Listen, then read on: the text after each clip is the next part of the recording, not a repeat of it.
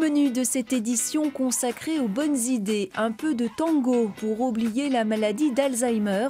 À Nice, nous verrons que la municipalité organise des sorties pour briser l'isolement des malades et des proches. Également dans ce magazine, le déclin d'une vieille dame usée. La serre impériale du jardin botanique de l'Université de Strasbourg a besoin d'être rénovée. Un appel aux dons a été lancé. Mais avant, direction Clermont-Ferrand. Ici, Sam, le conducteur qui ne boit pas, s'appelle Ben et c'est un bus qui ramène les jeunes fêtards à leur domicile, une initiative gratuite. S'amuser et se divertir, c'est bien. Rentrer chez soi en toute sécurité, c'est mieux. Et c'est justement l'objectif de Ben, le nouveau bus de nuit gratuit. C'est l'un des engagements des dernières rencontres citoyennes de la mobilité et une demande formulée par la population, notamment les étudiants. Un service qu'ils ont immédiatement adopté. C'est plus pratique pour tous ceux qui veulent sortir et puis on n'a pas forcément tous une voiture où des fois on veut se détendre et boire un peu, donc du coup c'est mieux. On prône sur nos soirées d'avoir un Sam, là ce sera un Ben.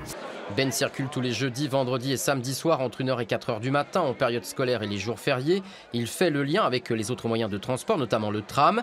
Et ce bus de nuit dessert une vingtaine d'arrêts. Il réalise une boucle reliant le centre-ville au campus universitaire des Cézaux en moins de 40 minutes. Une opération de 57 000 € lancée pour 1 an à titre expérimental par Clermont-Auvergne Métropole. Notre ville, elle est jeune et donc elle doit proposer des services qui sont en direction de cette population. Et c'est une capacité pour nous d'être attractifs. Pour le SMTC, le syndicat mixte des transports en commun de l'agglomération clermontoise, Ben devait offrir 2 services essentiels à ses utilisateurs. C'est d'abord un lieu qui doit être de qualité, serein. C'est pour ça qu'on aura des médiateurs qui seront dans le bus pour assurer la tranquillité.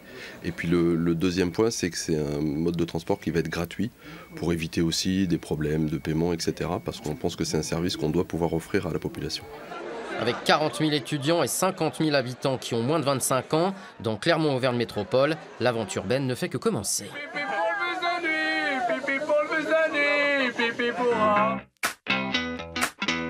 On poursuit cette édition avec un appel aux dons pour sauver un monument historique de Strasbourg, la serre impériale de Bari qui appartient au jardin botanique de l'Université de la ville. Le bâtiment fermé au public depuis 6 ans se dégrade de jour en jour. Installée au cœur du jardin botanique de l'Université de Strasbourg depuis 1880, cette serre dite de Bari, en hommage au premier directeur des lieux, abritait il y a encore quelques années des collections de végétaux rares, comme ce nénuphar géant d'Amazonie. Aujourd'hui rouillé et fissuré, ce dernier témoin des 4000 m² de serres impériales construites par les autorités prussiennes a besoin d'aide pour reprendre vie. Cette serre a plusieurs rôles et plusieurs fonctions. C'est un lieu, bien sûr, qui sera dédié à l'enseignement. Les étudiants viennent régulièrement visiter le jardin. C'est un complément indispensable pour la connaissance de la biologie végétale. Et en même temps, pour la recherche, c'est également un outil qui pourra servir pour des recherches qui se feront dans ce domaine-là et véritablement redevenir, bien que ce soit un bâtiment ancien, un outil du XXIe siècle. Monument historique, implanté dans le quartier de la Neustadt, classé au patrimoine mondial de l'UNESCO. La sauvegarde de cette serre est primordiale. Coût estimé des travaux, 1,3 million d'euros, une somme importante que l'université ne peut pas financer toute seule. Un appel aux dons a été lancé via la Fondation du patrimoine. Les gens, disons, qui sont un peu intéressés, qui connaissent, savent que c'est un exemplaire unique en Europe. Pratiquement, et il y en a encore un à Bâle, il y en a encore un, je crois, en Belgique, mais ici, on a vraiment un joyau. Strasbourg peut être fier d'avoir un monument de cette nature-là.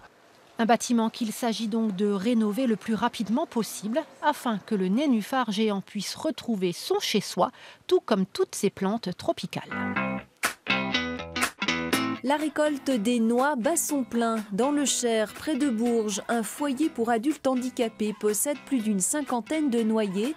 Des arbres qui produisent chaque année des dizaines de kilos de noix ramassées par les résidents et transformées en huile.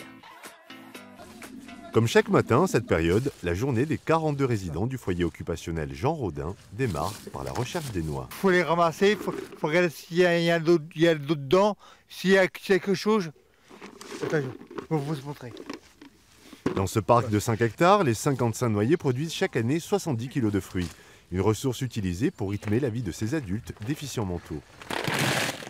On a à cœur de pouvoir leur donner un rythme de vie assez proche de ce qu'on peut vivre nous en allant travailler tous les matins. Au niveau des résidents, c'est quand même un travail assez répétitif et simple de pouvoir ramasser les noix comme vous avez pu voir et puis ensuite de les casser. Et c'est très valorisant de pouvoir les emmener ensuite à l'huilerie, de voir le fruit de leur travail, de voir les bouteilles d'huile de noix. Vous ne récupérez que ça, la coquille. D'accord. Tu la laisses sur la table.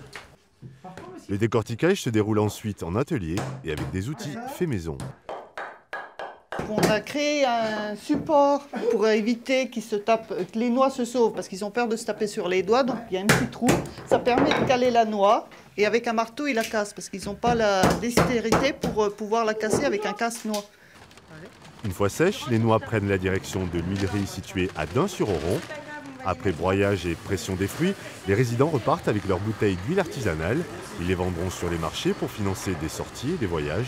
L'an dernier, le foyer Jean Rodin avait produit plus de 120 bouteilles. Et enfin, comment aider les malades d'Alzheimer et leurs proches à sortir de la solitude? À Nice, la ville organise régulièrement des sorties culturelles. Illustration avec ce spectacle de tango. Ils se sont mis sur leur 31, un 31 en rouge et noir, couleur du tango, la danse de l'amour, capable de rappeler les émotions passées et les jours heureux. Honnêtement, c'est la danse la plus merveilleuse. Et c'est comme ça qu'on trouve la femme idéale.